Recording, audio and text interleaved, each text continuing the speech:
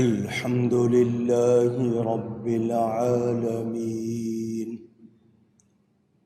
والصلاة والسلام على رسوله سيد المرسلين خاتم النبيين رحمة للعالمين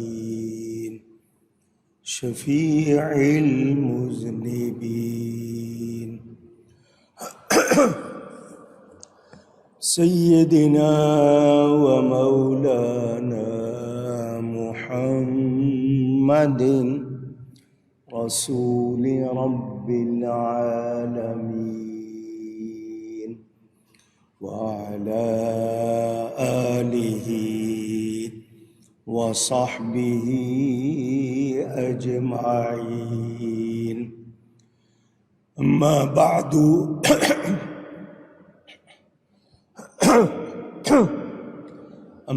بعد فأعوذ بالله من الشيطان الرجيم. بسم الله الرحمن الرحيم. وَإِن تُكَذِّبُوا فَقَدْ كَذَّبَ مِن قَبْلِكُمْ وَمَا عَلَى الرَّسُولِ إِلَّا الْبَلَاغُ الْمُبِينُ. أَوَلَمْ يَرَوْا كَيْفَ يُبْدِئُ اللَّهُ الْخَلْقَ ثُمَّ يُعِيدُهُ إِنَّ ذَلِكَ عَلَى اللَّهِ يَسِيرٌ. صدق اللہ العلی العظیم. محبت کے ساتھ ایک مرتبہ دروشی پڑھ لیجئے. اللہم صلی علی سیدنا و مولانا محمد معدن الجود والکرم وآلہ وصحبہ وبارک وسلم. الصلاة والسلام عليك يا رسول الله. الصلاة والسلام عليك يا حبيب الله. الصلاة والسلام عليك يا رحمة للعالمين وعلى آلك وأصحابك يا شفيع المذنبين.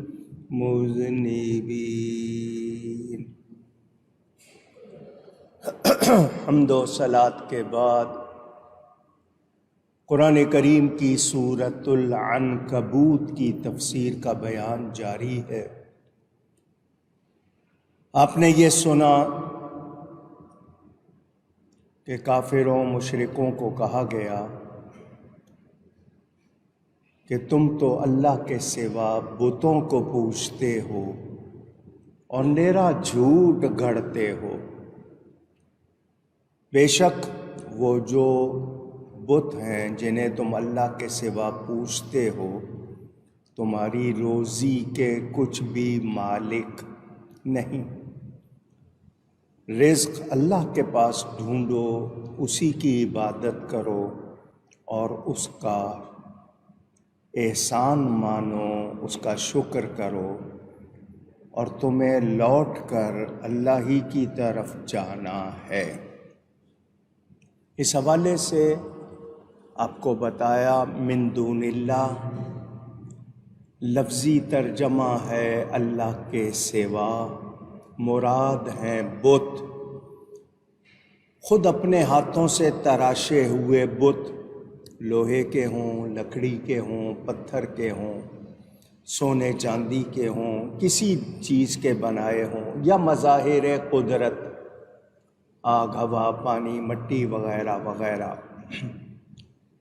ان میں سے کوئی بھی معبود عبادت کے لائق نہیں.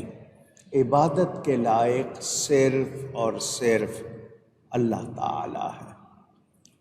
وہی رازق ہے، وہی رزق دیتا ہے۔ یہ بت کوئی روزی وغیرہ نہیں دے سکتے۔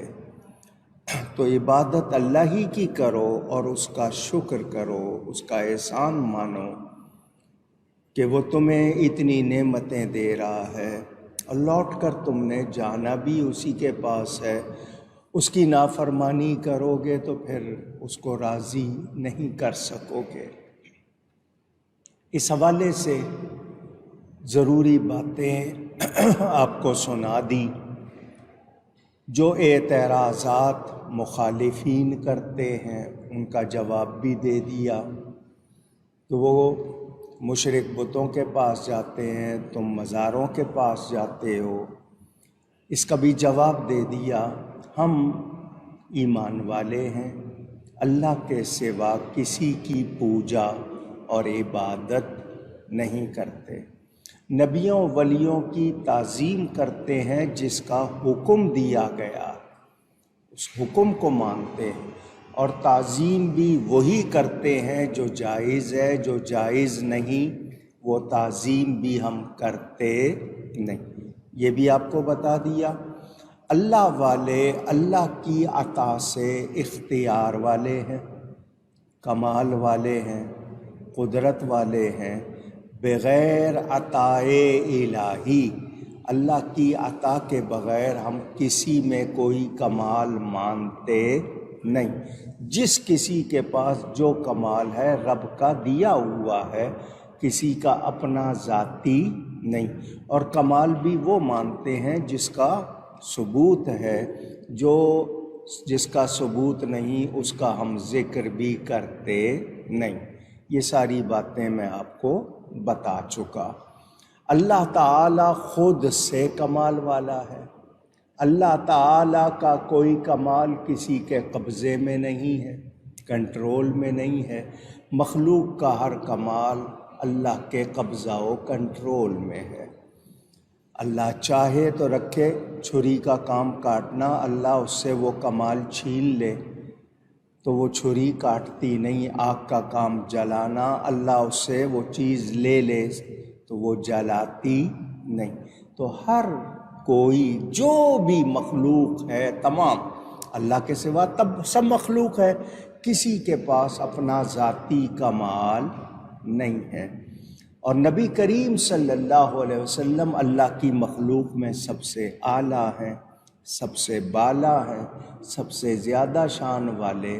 ان کو علم عطا کرنے والا، شان عطا کرنے والا، کمال عطا کرنے والا رب تعالی ہے، اور قرآن میں بیان موجود، حدیث میں بیان موجود، کوئی شبہ نہیں ہے۔ یہ ساری باتیں آپ کو بتا چکا۔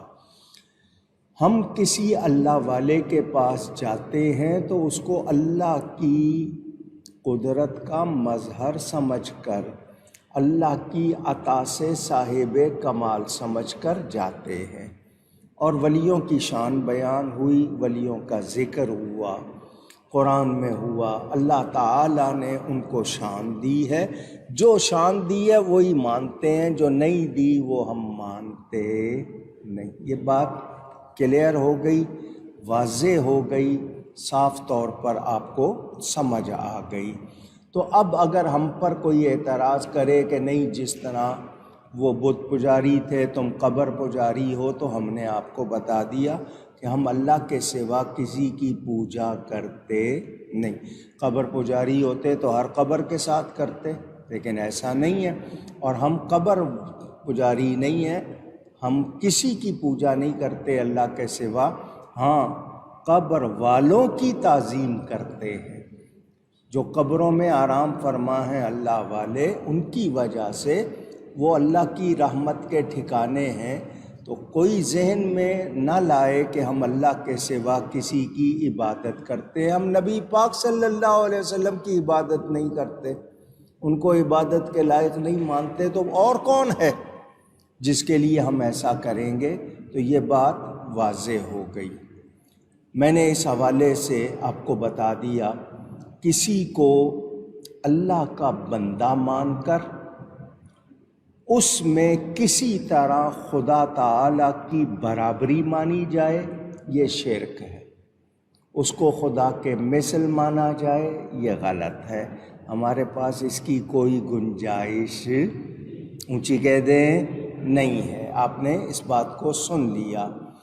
یہ بتوں کو سفارشی سمجھتے تھے، بتوں کے لیے کوئی حکم نہیں بیان ہوا سوائے اس کے کہ وہ اللہ کے بنائے ہوئے ہیں۔ پتھر ساری دنیا کے بت مل کر کوئی چھوٹی سی مکھی نہیں بنا سکتے، مکھی ان پر بیٹھ جائے اڑا نہیں سکتے، انہوں نے کیا کرنا ہے؟